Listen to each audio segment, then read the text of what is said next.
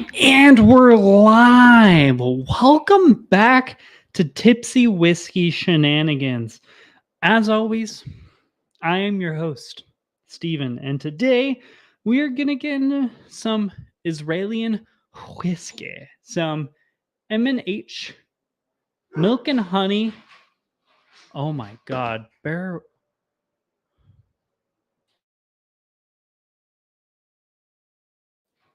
Sorry about that. Dog's losing his mind again. We're getting into some milk and honey whiskey today. Just let me verify that we're coming in good for you guys so I'm not all pixelated. Alrighty. What are we drinking tonight, by the way, guys? What are we into? Alright. That looks good. Alright, guys. We are getting into some milk and honey whiskey. So today, actually, I need to get the box. Bear with me. Classic not being prepared for shit. But today, we're getting into some milk and honey stuff. So I got a little 4-pack. It has their single malt. So it's going to be their El Clasico or the classic. This is going to be just a classic American or classic. Why did I say American? Israeli single malts. Yeah. Did I say American single malts? If I did, I apologize. It's been a day. But this is a single malt from Tel Aviv, which Israeli. Yeah. Tel Aviv's an Israeli, right? Israel. Bought by Israel. Yeah. So Israeli whiskey. So this is just our classic single malt. We also have their peated single malt, as well as their sherry cask and red wine cask. So I'm probably going to do the sherry or the classic sherry and then the red wine and then probably the peated last. But yeah, these are all, I believe they're all 46%, which is solid because you know I love my proof and I hate the fact that Scotch and Irish whiskey, or because I'm kind of going to compare this to Scotch in a way, but I always hate that a lot of the Scotch and Irish whiskey stuff always starts off at that like 40% ABV. So I'm excited to get into these. But before we do that, Four Leaf Whiskey in the house. Cheers. How are you doing? Didn't end up getting any cool bottles for last week, St. Patrick's Day, but I did get into that green spot a little bit. Cheers again. Peter White, nice to see you in the house. Got Slap Shots Roadhouse in the house. Cheers. Good evening. I'm having some Liberator cash strength. I do not know what that is, but that sounds dope. I like the name Liberator. Liberator. Israeli single malts. Yeah, so these are all, from my knowledge, I could be 100% wrong, but from what I've seen and heard is this is the only Israeli, producer of whiskey as far as I'm tracking. So I'm excited to just get into these. A lot of single malt whiskey, none are 40%. I feel like all the entry level American single malts, or why do I keep saying I'm just so stuck in American single malts, but I feel like all the entry level single malts like Scotch, Irish, things of that nature, it's all 40% ABV usually. I don't know. Or maybe I'm just not used to the fact that you have to pay $100 to get something at higher proof compared to American whiskey. There's things like Old Granddad 114. That's 114 proof $20 whiskey. So completely different vibes. But let's just get straight into this with the classic. Yeah, what are we all drinking today, by the way, guys? Thanks for coming in, hanging out. I know I took a week off with last week, so I'm excited to get back into things and start talking about whiskey, making things happen. Excited to, oh man, bear with me. I am such a hot mess. Literally always, every time I live stream nowadays. Okay. I'm excited to get into this stuff. So, without further ado, let's just get right into it. We're 5 minutes in and we're actually getting into some whiskey. So, this is the classic single malt from Milk and Honey, 46% ABV, and it is actually distilled by them, produced and bottled by them. So, they are not sourcing it, which is huge win. Huge win. Ooh, this is super bright. Shiny, nice green apples, nice vanillas. Not too much going on. Sipping ancient age while smoking tobacco pipe next to the fire pit. That sounds like a nice freaking night. That sounds like a really nice, relaxing night hanging out. Yeah, this has that like barley sweetness in it. It's not like overly hay or anything like that, but you can definitely smell in the back that there's that like barley hay-esque note. And then it's covered up by this huge sweetness. Which, if I'm off, guys, I'm still kicking off the cobwebs. You know, I took some time off. I haven't reviewed whiskey in a long time. And today's basically going to be 4 reviews smashed into one. So, you know, it's been a while. So bear with me. Man, this is just very sweet and easy, though. There's nothing offensive on the nose, but there's also nothing explosive or extremely fun. It's just very sweet, has a little bit of that earthy, barley, hay-esque note to it. Little bit of like almost like a grape and or kind of like green apple fruitiness to it, but not much else going on. Honestly, it smells very similar to the what's that called? The Orchid House or whatever by Compass Box. They both kind of remind me. Again, it's been a while since I've had that, so I could be a little bit off with this, but from memory, they're just generally really sweet, easy, approachable, simple malts. And that's exactly what I'm getting on this. Nothing weird or funky or like super ethanol-y. Got Bourbon Note Ben. Cheers. Nice to see you again. If you guys haven't subscribed to them, please do me a favor. Go ahead and do so. Just had a really fun day with them previous to this live stream.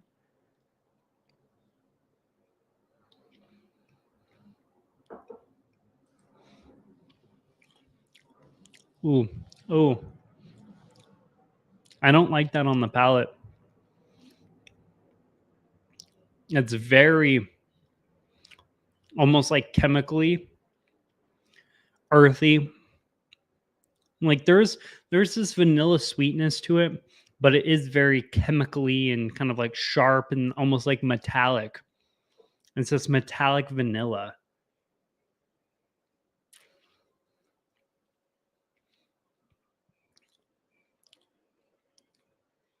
Yeah, it's like green apples, vanilla, and this metallic chemically note.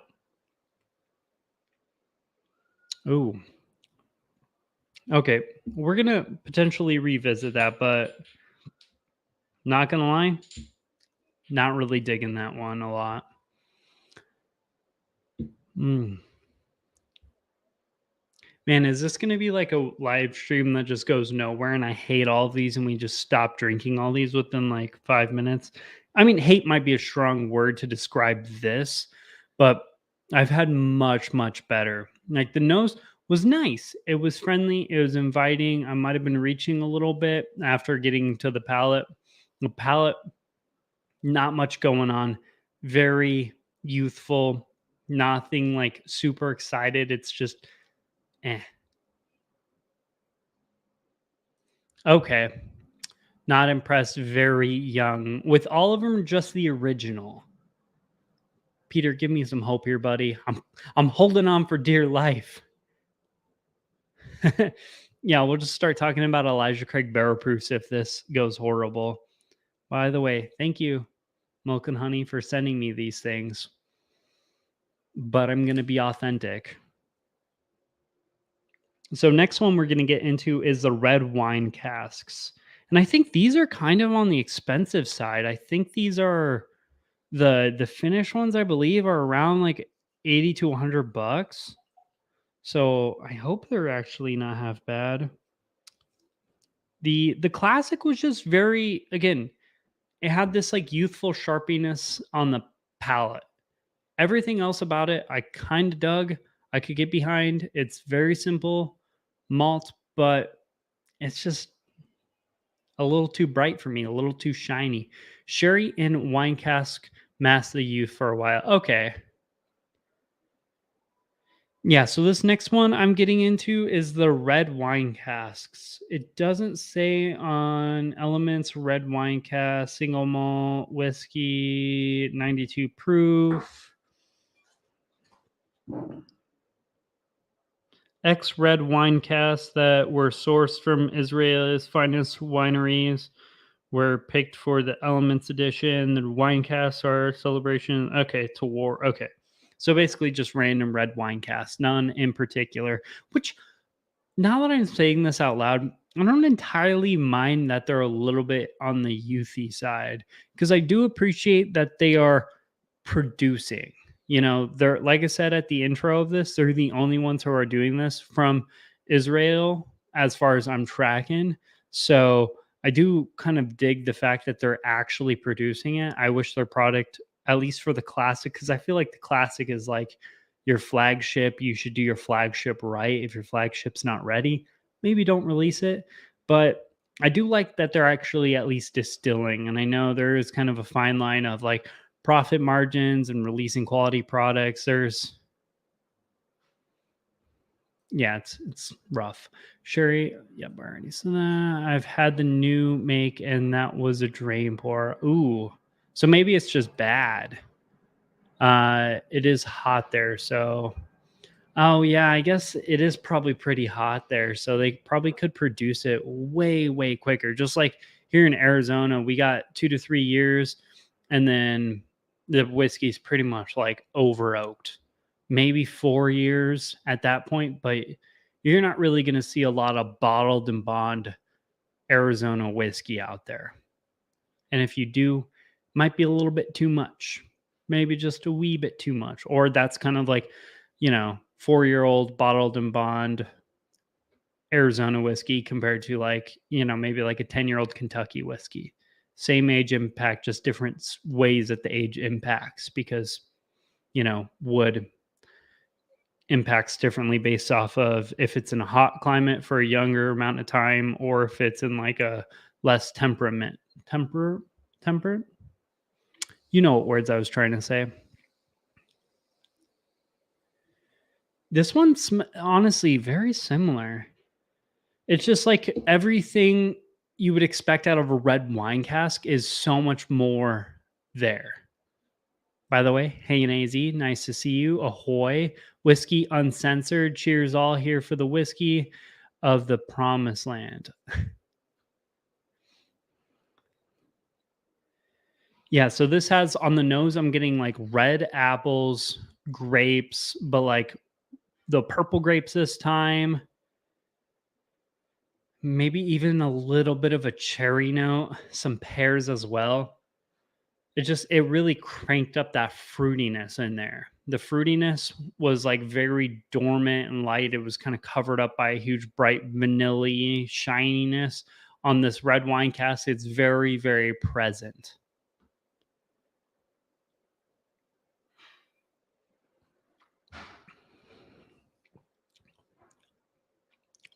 It has that same metallic-y backside.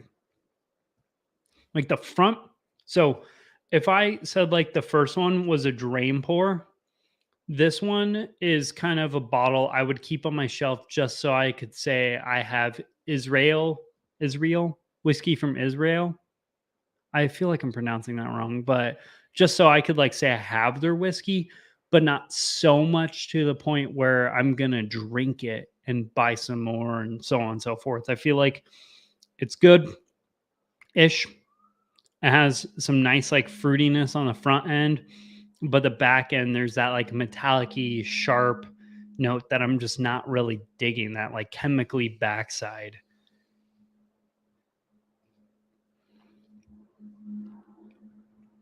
And maybe that is like an earthy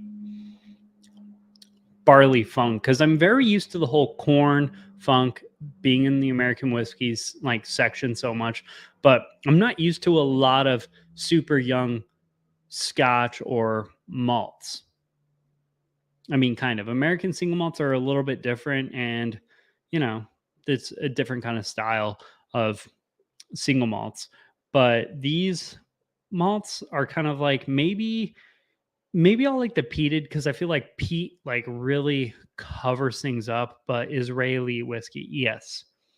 But this red wine, first it's a burst of like some beautiful fruits, and then the back end is just like funk, metallic-y funk, chemically funk. It's funked up.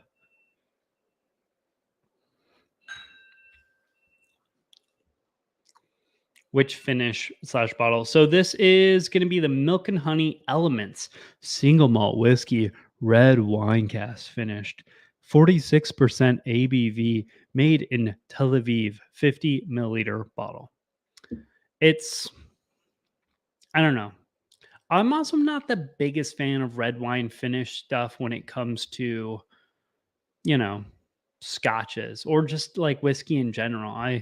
Or maybe not just generally red wine finish, but I feel like Pinot, like I just don't really vibe with Pinots. They usually get a little bit too dry for me. So that might not be helping out. Hey peeps, cheers, Bad Axe. Nice to freaking see you, man. How are you doing? It's been too long. You should come on again sometime soon. I feel like we haven't collabed in a while. So I'm okay with the red wine. I don't love it. I don't hate it. It's just it tastes like very youthy scotch. Like it just seems like the best way I guess I could describe it is maybe like one of those. I don't know if you all shop at Total Wine, but I feel like Total Wine, they have like that Grandstand or Grandstone brand. And I'm sure some other shops have like just very young, crappy scotch brands. And I feel like this kind of reminds me of the same thing, although it has like a way higher price tag because it's one of a kind. You need to get some of their more wild stuff, like Dead Sea or wild finishes like pomegranate. They make that stuff? I had no idea they make that kind of finishing. Yeah, wine finish whiskey is not my thing either. Well, I like some wines. Yeah, let's text me. Let's put it on the books. I mean, we also need to do that get together, but okay. Let's get into this next one. This is going to be a really short live stream if I keep going through these whiskeys this quick, but maybe we'll just wing it with some other, reviews. What else do you want to see me review? Next is, oh, actually, I do have some stuff I can review after this. I just recently got some other stuff from a brand. I 100% have forgotten what their name is, but we'll just review them. Sherry Cask finished single malt whiskey.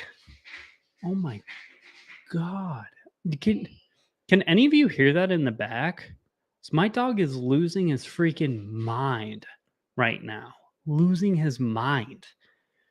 That is horrible. Grandstone Pooch. Yeah, that is horrible, horrible stuff. I've had like a little like tiny sample of it as well. So bad. The pomegranate finish sold out really quick in Alberta. Did you get it, Peter? I feel like pomegranate interests me just as a finish so much where even if I dislike all these, I want to buy the pomegranate finish one just because I've never seen anyone finish pomegranate stuff before. Because that sounds cool. That sounds cool and fun. See, I don't know if anyone watched my video that dropped yesterday because it did horrible and is still doing. Oh, too expensive. Yeah, that probably tracks. I don't know if anyone watched that, but that's like one of those things I want to start seeing is just more finishings, more different kinds of finishings, things of that nature. Because I feel like those are so cool, like pomegranate finishing. I've never seen that before, but I'm interested. I feel like we do too many sherry finish stuff, so I'd love to see some different things, a little bit of change. But that tracks. Yeah, I'm not gonna blow my entire wallet just because I want to try something new. Is a whiskey kosher? I bet it probably is.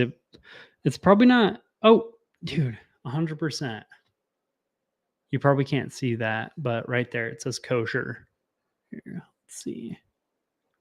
Yeah, sorry, I got manual focus on, so it's not gonna rack focus if I smash it all the way up here.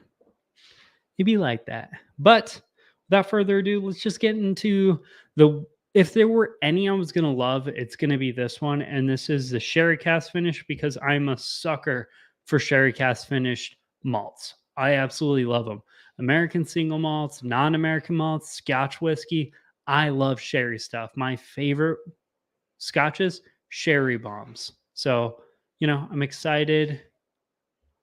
Oh, I forgot I did that. Sorry. I'm like inside here. I feel like, Dara always is like kind of squirrel, squirrel, squirrel. I feel like the older I'm getting and the longer I've been doing this whole YouTubing channel thing, I feel like the more squirrely I get. I'm just, I don't know, man. But yes, hang in. The whiskey is kosher. They have a Duple Bach finished and Belgian ale cash strength and 130-ish cash strength at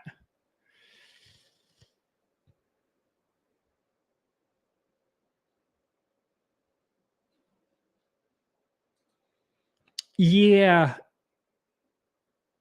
Well, sorry. First of all, Peter, those all sound pretty dope, but I feel like 130 Canadians, what can Canadian dollars or whatever those are. I feel like that's still too much. I don't know what the conversion rate is, but I feel like that's at least $100 American or US, and I'm not about that.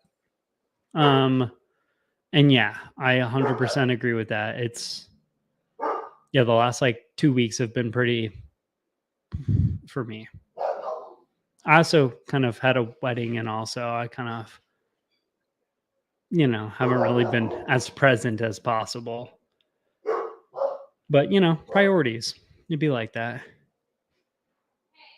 I can't imagine anyone rushing to get this kind of stuff. Like, I know it's different and it's new, so like that's cool and fun, but like you're not going to catch me running for this or rushing to the store to buy this kind of stuff. Like, this is just because I know for a fact that this sherry finish one is $100 right now, sitting on the shelf at my local Total Wine that's 5 minutes away. It just smells like a crappy sherry finished scotch. It has all those nice like sherry bomby notes, but there is that youthful metallic-y vanilla that's still there, that like earthy metallic-y vanilla. Yeah, it has that same classic M&H style, which makes sense. Stay true to your brand. Your brand's going to have a very similar flavor profile all the way through, and you just add different finishings. But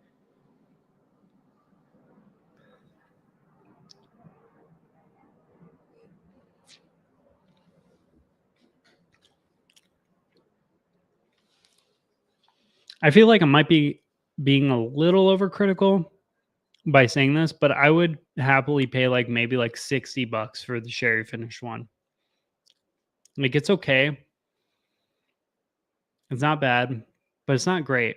I would honestly probably I'd pay more for the Glenlivet cognac or like a Glenmorangie sherry finished than these. And I'm not a huge fan of the Glenlivet anythings because I've had a lot of their stuff. Don't care for those. The Glenmorangies, I love that sherry bottle, but that's like $40 maybe. That's $40 on the high end in my area. This is just this has that same sherry-esque type style, but it's just has that funk to it. That like crappy funk. Yeah, I'm gonna pass on all of them. I just I can't in good conscience say you should buy any of these. If you can find like the little mini bottles, samplers, I would say give them a try because this is new and this is kind of something I've been trying to go. I mean, you've heard me send several times. Glenmorangie sherry, yeah, the La Santa, isn't that sherry finished? You're making me double. Excuse me.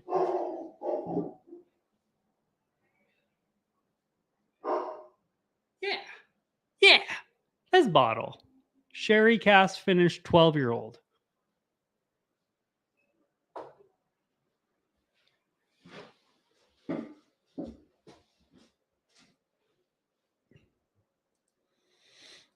But so my point with these is one of my goals this year has been to try different kinds of whiskey. Now I've tried some Israeli whiskey. Turns out I don't like Israeli whiskey, or I just think they could do better. I would like to see them after they've aged their product up a little bit more, and hopefully they get better because I think they will in time. As long as they keep trying to improve their product. Like if they think this is actually great, if they think this is an acceptable way to, cross over, and make better whiskey, that's fair. It'd be like that sometimes. Glenmorangie 4 years. I love Glenmorangie. Glenmorangie. I love their stuff. I feel like all whiskey's kosher. Am I wrong with that statement? I could be entirely wrong, but I feel like all whiskey's kosher. Also, I don't know the rules of what makes something kosher versus what doesn't. Full disclosure. Ooh. So I'm not even going to bother putting this thing in Glencairn.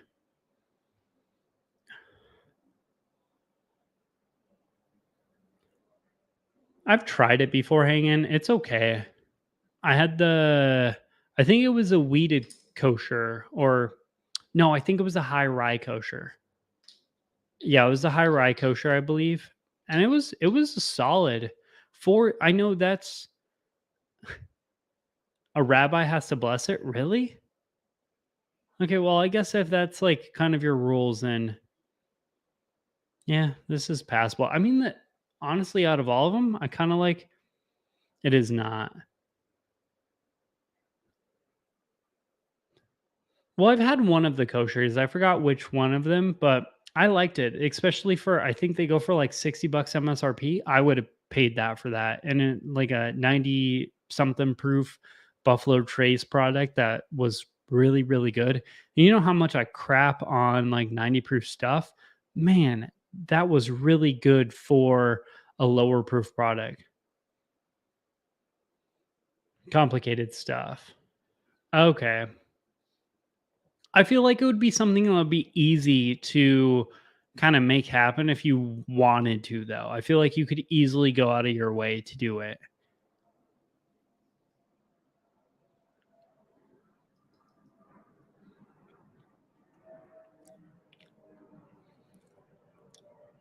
The peanut, on the other hand, not bad. For a peated whiskey, I'd pay like 40 bucks, 50 bucks for this. Like it's no Ardbeg. I would buy this over Lafroig 120%. This over Lafroig any day of the week. Any day of the week. So way, way over Lafroig. Hands down. Hands down over Lafroig. That being said, I still don't really care for it.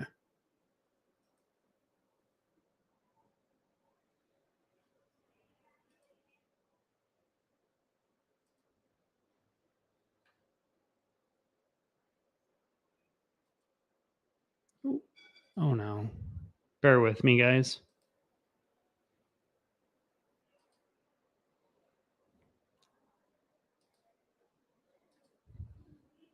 Oh man. How did I lose my screen? There we go. Sorry. Yep. Lefroy 10. I would 100% buy this over Lefroy 10.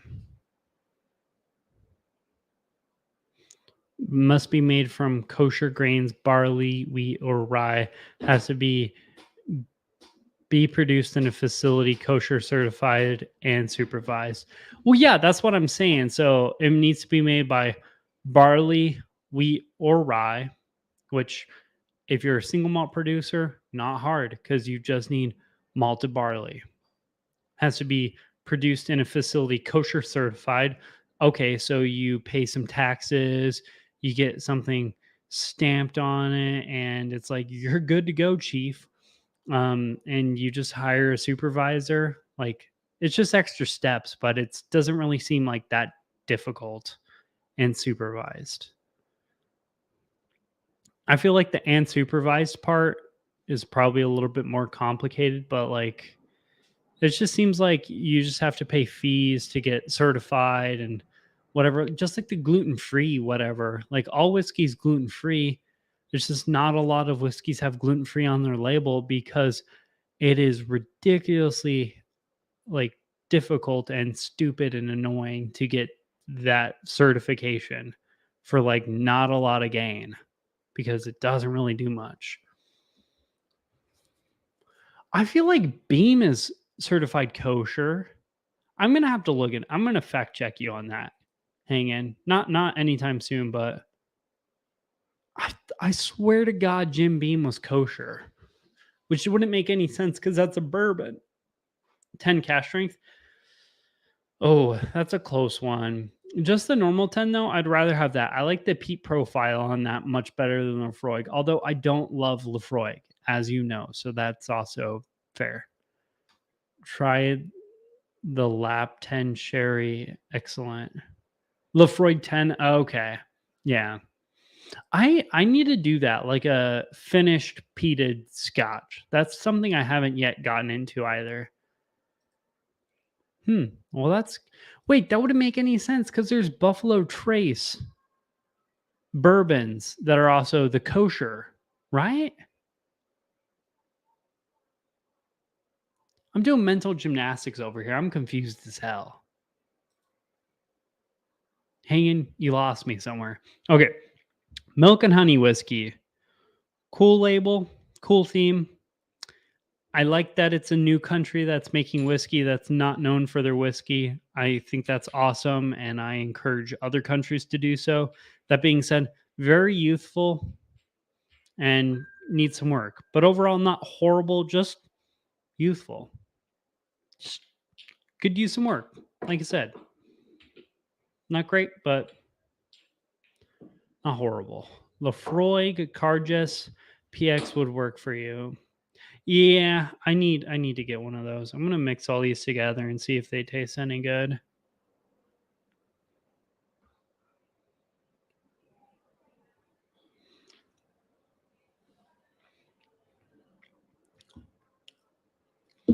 Hanging, I feel like you're wrong somewhere.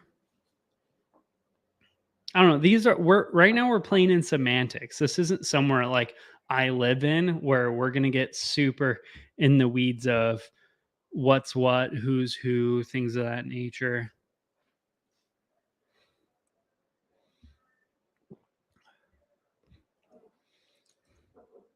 Oh, they have? Well, hopefully she'll kick it into gear because everything she touches, I freaking love.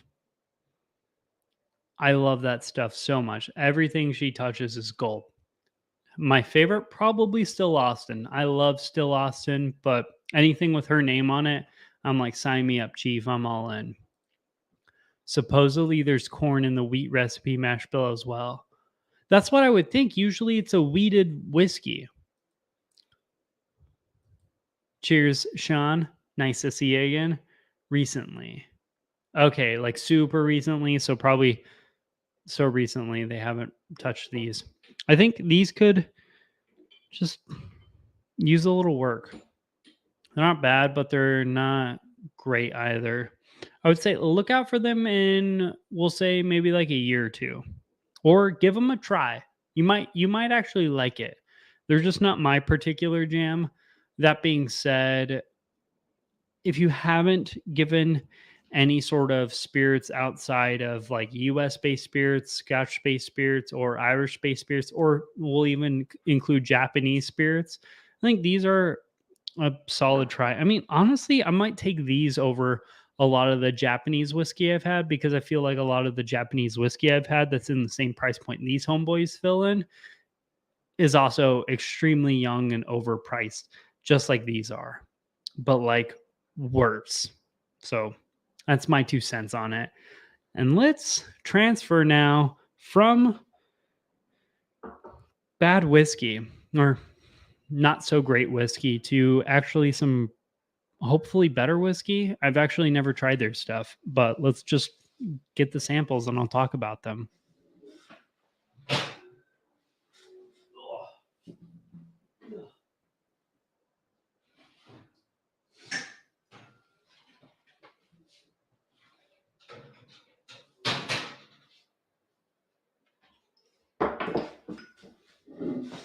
All right, let's get into this.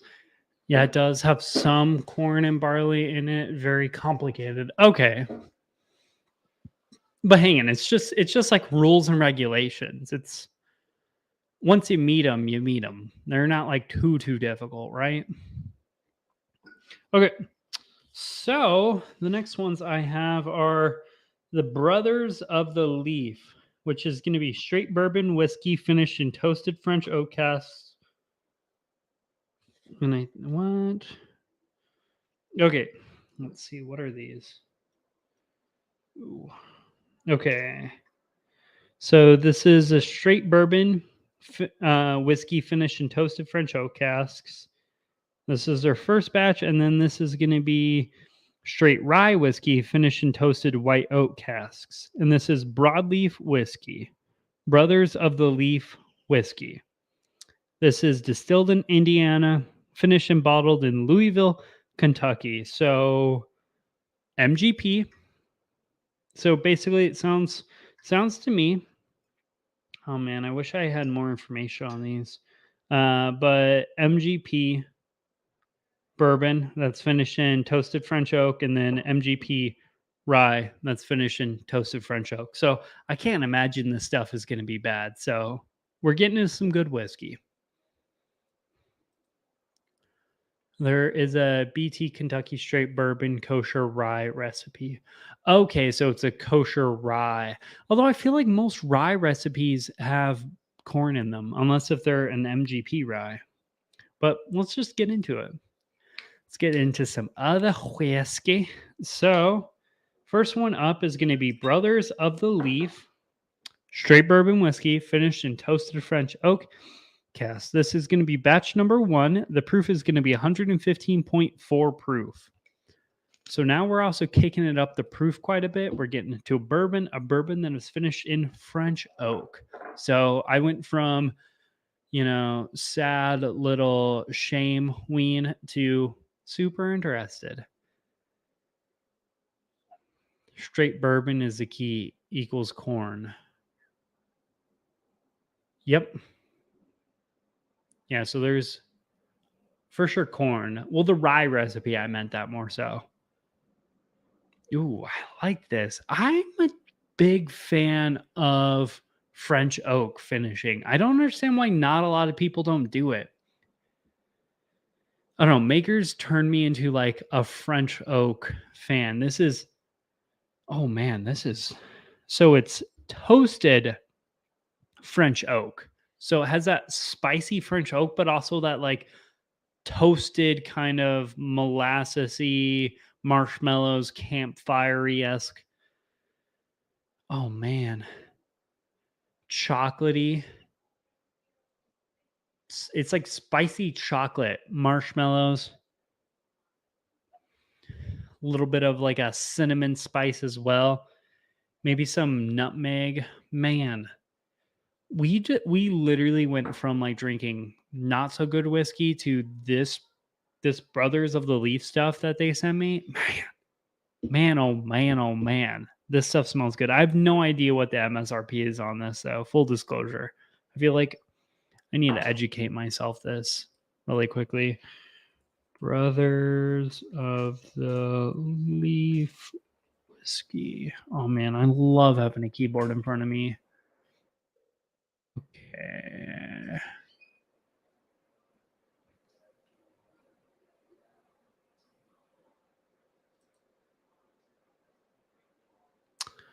Oh man, I think it's just in Kentucky. Son of a well,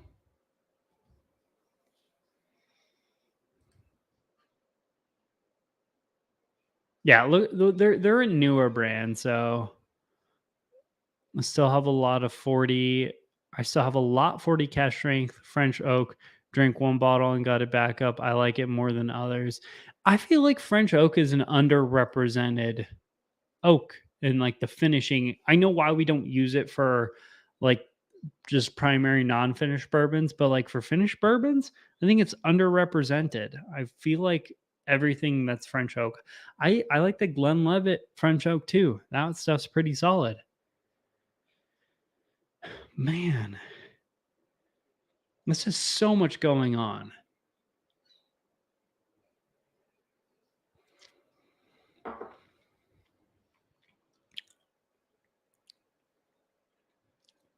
Ooh, yeah, it's good. Has this nice like fruitiness, nice oak. The toasted didn't come through as heavy as I would have anticipated. Because I get the toasted like smell on the nose, but it doesn't come through heavy on the palate. There is a nice chocolate, a little bit of like a marshmallow fluff, but it's also extremely fruity and has this nice like baking spice. Yeah, that's why I'm digging it. I like spicy whiskeys. I like ryes and stuff, and I think spicy bourbons are really good, especially like the Maker's stuff. Just I love that because weeded stuff is usually garbage to me, but the French oak just really adds a little bit of a pop to it and it takes on that like finishing very well, and I think it does really really good with that.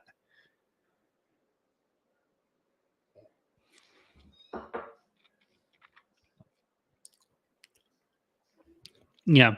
This is spicy, heavy on the baking spices, a nice marshmallowy fluff, vanilla, fruitiness, cinnamon, lots of cinnamon there, nice little bit of oak.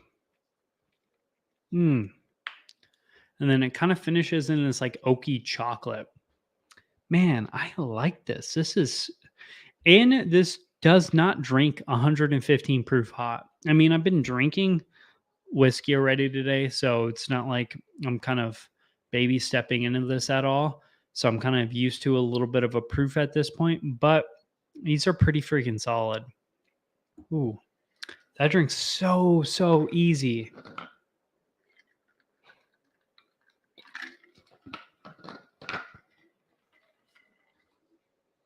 Ooh, where am I?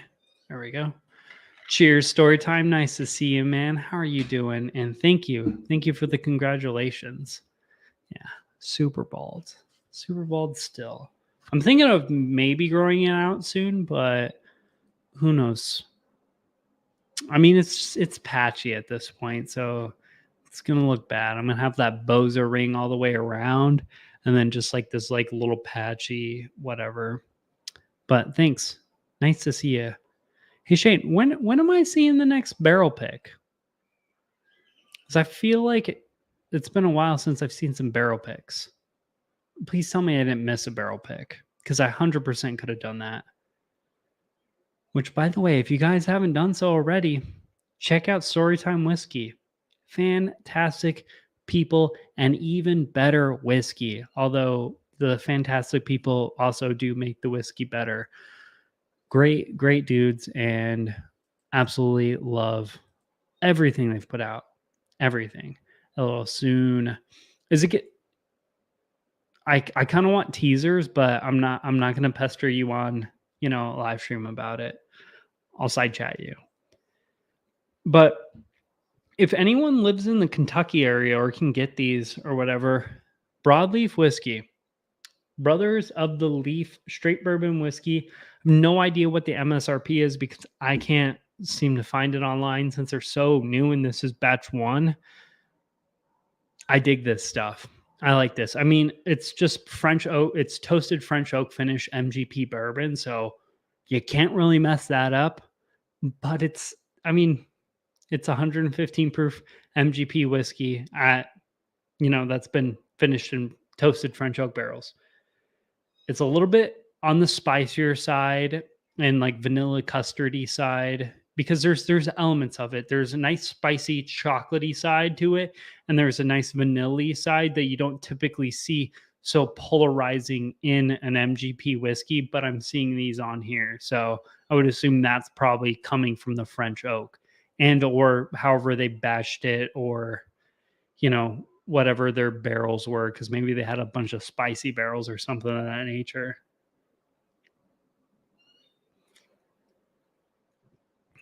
That being said, for around like 70, 80, maybe 90, I wouldn't want to pay 90, but I'd buy these at that much just to have one on the shelf. If it's 90, I would probably buy one and call it a day. If it's like 70, I would buy duplicates. I think that's a really, really good MGP bourbon. Oh, now I'm excited for the rye because I feel like the bourbon was good and I usually love MGP rye way more. So this next one is, again, straight rye whiskey finished in toasted white oak casks. Batch number 1, 119.2 proof, distilled in Indiana, finished and bottled in Louisville, Kentucky. And again, do not know the MSRP, but basically MGP juice that's been finished in toasted French oak casks. Ooh, hello there.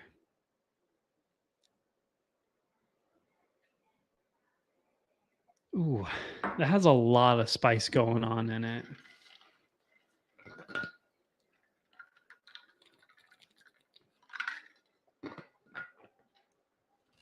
By the way, what's everyone drinking tonight? What are we getting into?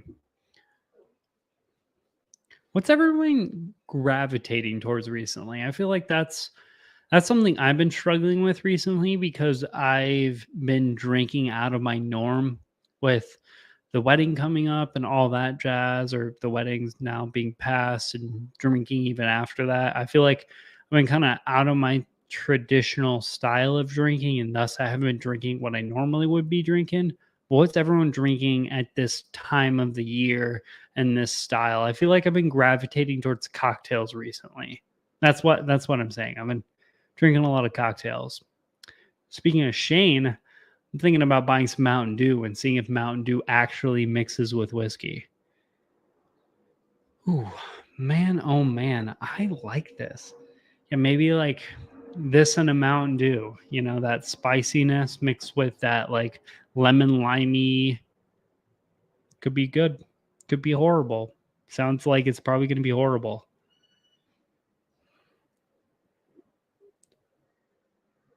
This is super peppery. Super peppery, but also has this like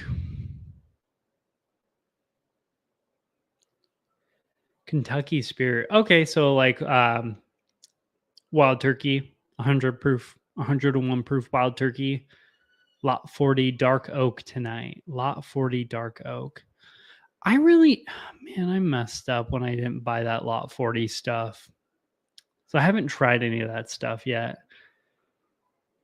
I like Kentucky Spirit though. I can speak on that. Kentucky Spirit is good. I just haven't bought any because I'm super cheap and I gravitate towards Wild Turkey 101. But I feel like I need to buy a new Kentucky Spirit, and I need to rerun the whole "Is Kentucky Spirit better than Wild Turkey 101" thing. Because we did it a long time ago, and I thought Kentucky Spirit was better, but I didn't think it was better for the price, saying as how it's like 2.5 times what 2.5 or 3 times what you'll get, Wild Turkey 101 for. Man, lot 40 dark oak is lemon lime without the Mountain Dew. Okay.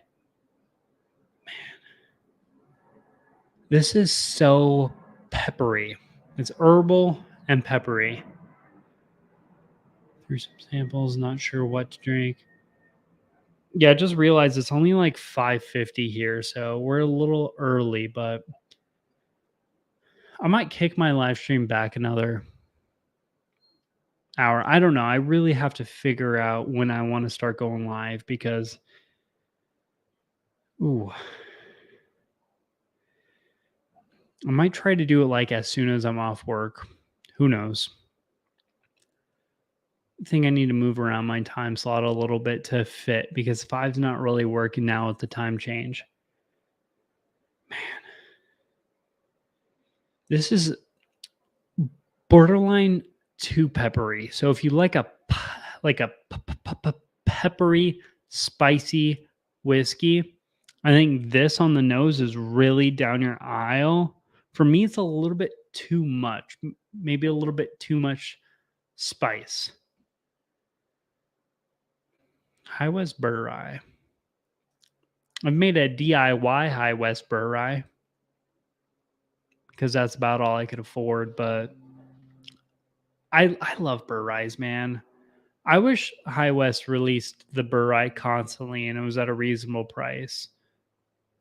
Driftless Glen is solid always. Aiden, we're not drinking M&H anymore. So M&H is Milk and Honey.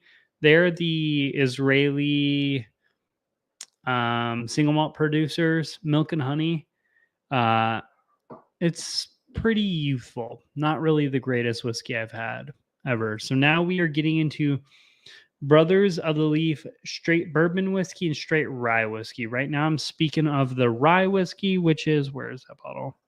It is, this is batch 1, and it is 119.2 proof straight rye whiskey finished in toasted white oaks, distilled in Indiana, also known as MGP sourced whiskey.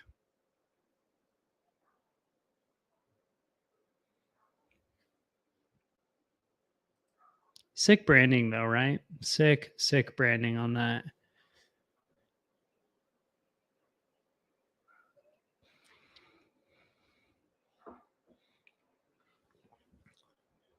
Oh,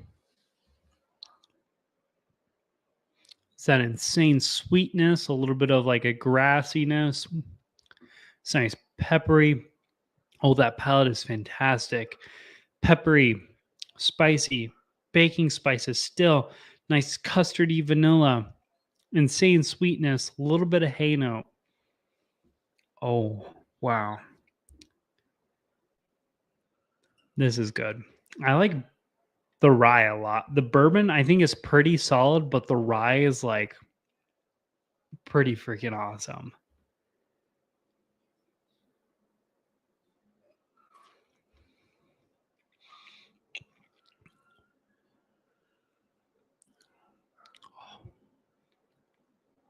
God, that is good. This one was, but not sure on the latest release.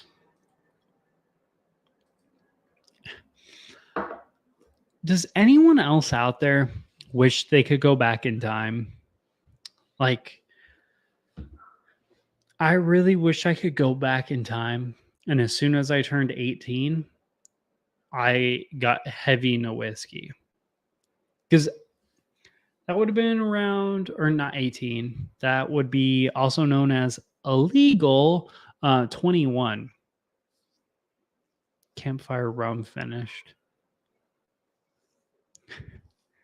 No, but does anyone else out there wish they could go back in time before bourbon got huge and actually like get a lot of this crazy whiskey that's out there? Because I feel like I struggle with finding all the cool stuff and I want to try all the cool stuff. And I also part struggle at finding it because I'm a little bit of the budget savvy, you know, your average consumers type mindset, because I feel like not I can buy probably in budget. I think my budget for whiskey, unless if the channel starts making some more money, maybe like $150 a month. So I feel like there's some solid whiskey out there that I wish I could get, but I just cannot. Yeah, buy Bitcoin, maybe. Yes, that too. Right now, we are drinking. So I'll do a quick summary. Milk and Honey, very young, possibly could get better. I know they just brought on Nancy Fraley, so maybe things will get better in the future. But right now, it's just very young Israeli whiskey. And then right now, we are also drinking Brothers of the Leaf, which is a newer. It seems like it's a Kentucky only distillery at the moment. You can look on their website online. As long as you can find this stuff for like under $90, I'm 110% in.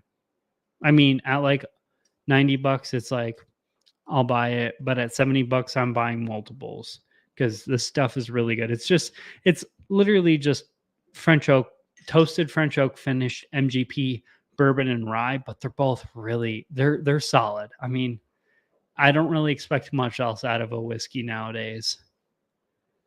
Yeah, man.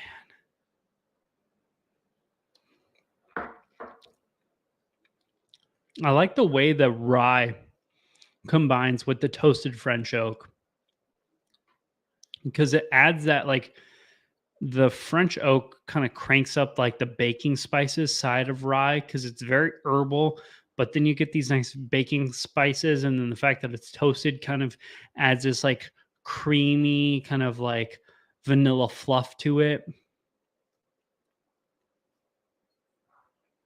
Man, I like that. We need to start French oak finishing rye whiskey. Lost Monarch works. Yeah. Yeah, Lost, it's like the poor poor person's boo rye, which it's such a great boo rye. Boo rye, baby. It was a distillery almost only really, yeah. And isn't that just like a low proof boo rye? Like what more do you, I don't know. Whiskey's gone ridiculous nowadays. There was a time not that long ago that BTAC and PVW sat on the shelf. I have no idea what PVW is, but yes, probably be a little bit before my time because I feel like I got in like right at like super early 2020, which is kind of where things went like, and then we went to the freaking moon, diamond hands, baby. I refer to that as before whiskey was bougie time. Yes, 100%. BBT, before bougie time. Pappy. Oh, okay. I really wish a lot of these distillery limited only bottles and stuff weren't so damn expensive too. I I don't know. I could be way off basis, and I know some of them people like that's part in time why I love story time. If we're gonna get into this rant, because a lot of the stuff that Shane Storytime picks is fairly priced and it's really freaking good. But I feel like a lot of these limited edition runs that we're seeing nowadays or these distillery only products are really expensive for a just adequate thing. Like I feel like the value with story time is here. Your average like limited release that maybe you're paying 150 $200 for, it's like here. It's not there. It's, I don't know. So much expensive whiskey out there and it's kind of hard to tell what is worth it nowadays. And just like everyone else out there, I unfortunately don't get to try it as well. But what I can say, these Brothers of the Leaf, 100% worth it. Milk and Honey, not at all cheap. No, at all.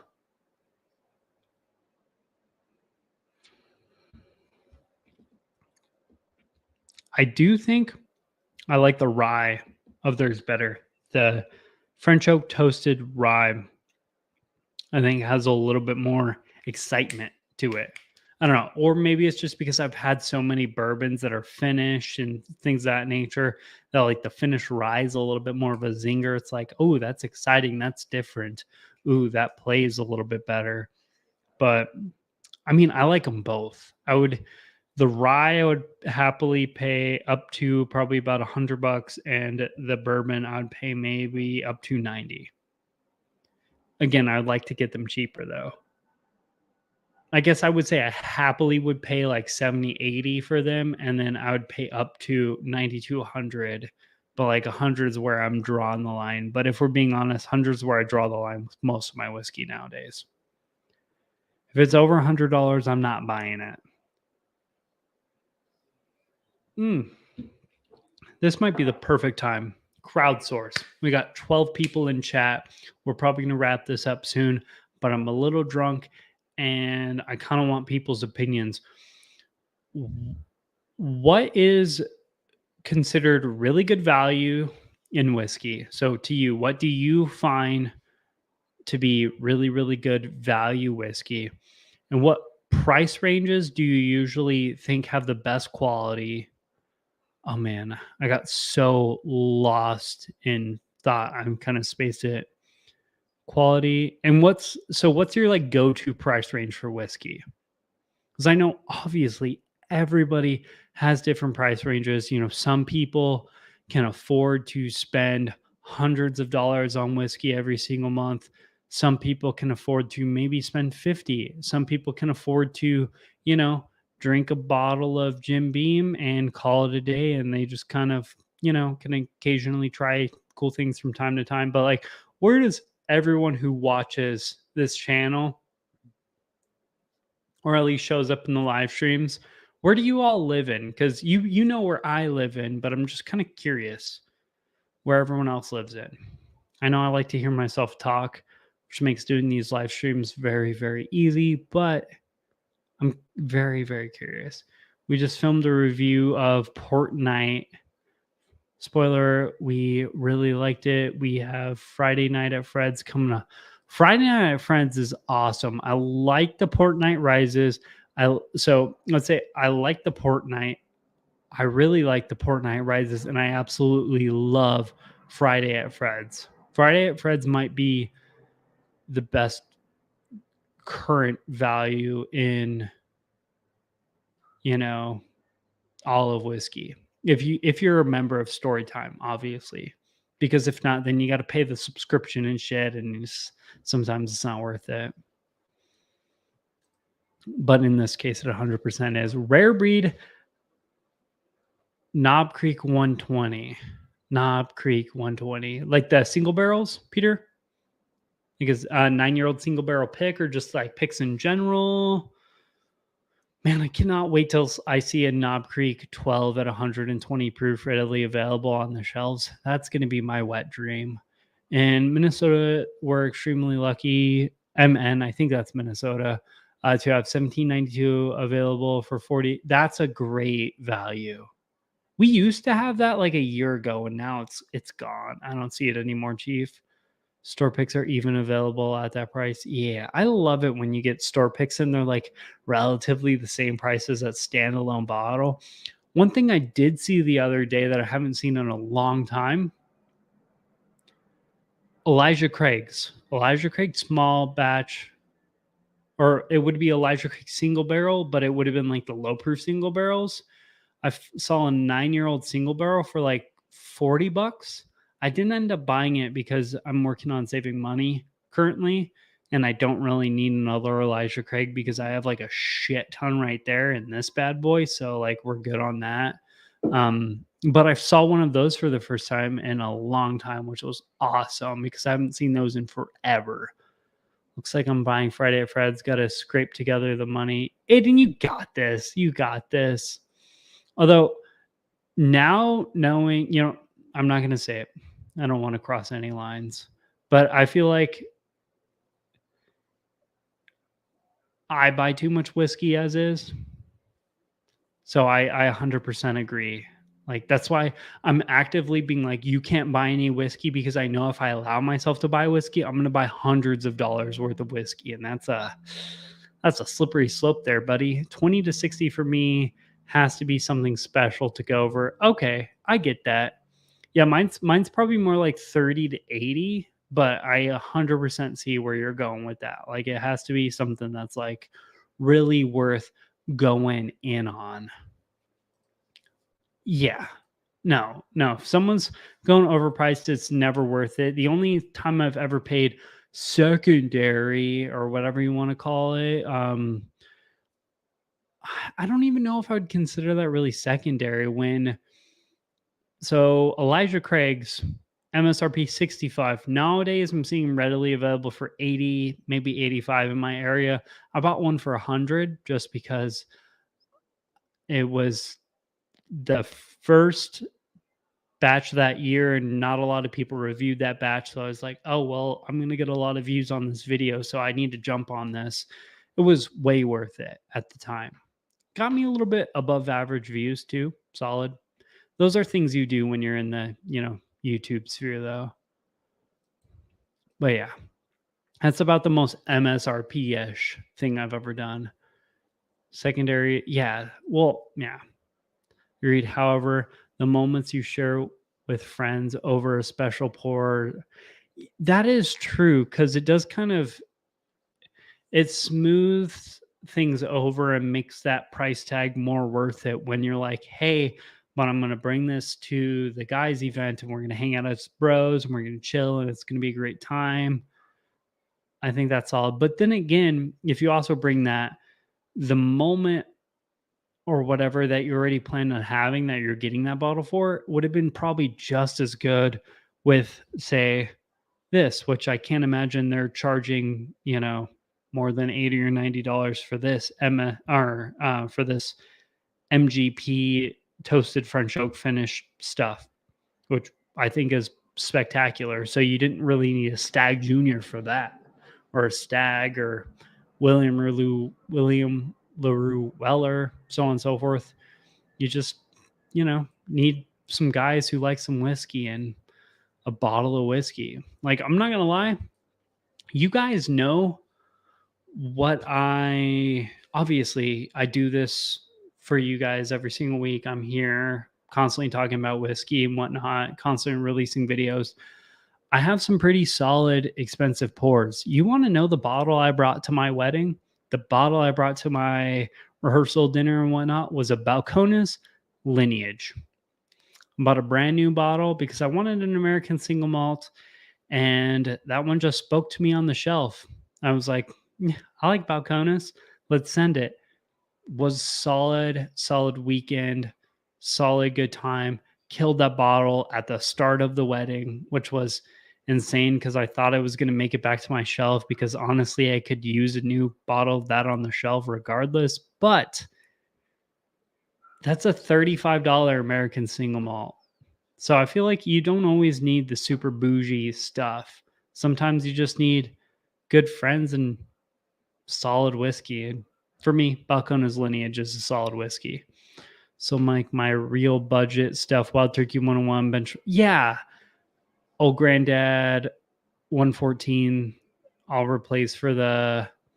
So benchmarks, I'm going to throw those away from you hanging, because benchmarks here, I'm going to highlight this. So Wild Turkey 101, 100% in. Benchmarks, 100% out. Old Granddad Bib, I would replace that with the 114. The 114 I had again recently, and I was actually into it. Hanging AZ, would love to get the Benchmark foolproof, but it's not in my area. Otherwise, okay. Agree to disagree. I don't know. I was super excited when I got Benchmark too, but it's not the same, man. I mean, I meant to ask you during which one you bought to the wedding, but totally forgot. Congrats. Well, thank you. Again, but yeah, that's like, you didn't really need to go like way outside the realm of, hunting and trying to find things. And also, I'll be honest, none of my friends are like you guys. Say like we do a get together, which we obviously want to do. here or whatever, and some of you guys come. Obviously, I know for geographic limitations, not everyone's going to come. Hanging. Hopefully, I can meet them because we probably live like plus or minus like 30 minutes away from each other. But for you guys, I'll probably kick it up a notch, pull out something nicer and whatnot. But for a group of guys that don't know too much about whiskey, man, something like Balcones Lineage, a solid like $40, we're talking about Burr Rise, the Redwood Empire, Lost Monarch, solid bottle. You can't go wrong with that. You can't go wrong with that.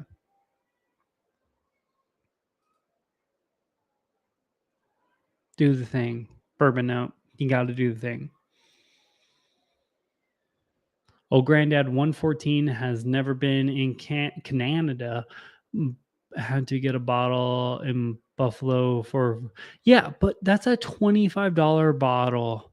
In my area, it's $19.99 still, which is fantastic. Hey, if you also need his phone number, I can just send it to you too. Just let me know. I got you. That being said, I'm gonna wrap this SOB up because we've been going on a little over an hour now, and we gotta wrap things up. It's been a long day, so we're gonna give it a call here. But to close things out, I guess we'll say M&H Young needs a little bit more. The Brothers of the Leaf, solid. I mean, they're sourcing from MGP, so they can't really F that up too hard, I feel like. Big. I totally will. Yeah, they can't really mess that up. Speaking of, finding your value, I'm glad to see that a lot of you guys kind of live in the same value realm I live. Like a lot of it's like that $40 to $60, like 1792 picks, and then like the budget stuff, Wild Turkey 101. I mean, is there any better budget Wild Turkey 101s or any better budget than Wild Turkey 101? There isn't. It doesn't exist, plain and simple. But again, that is a wrap for today's video. Thank you guys for coming and hanging out. Next week, I might consider, changing my timeline, changing my time of when I'm on. But we will see. I'm going to move some things around. But again, that is a wrap. Cheers, y'all. We'll see you later. See you all next week. Cheers.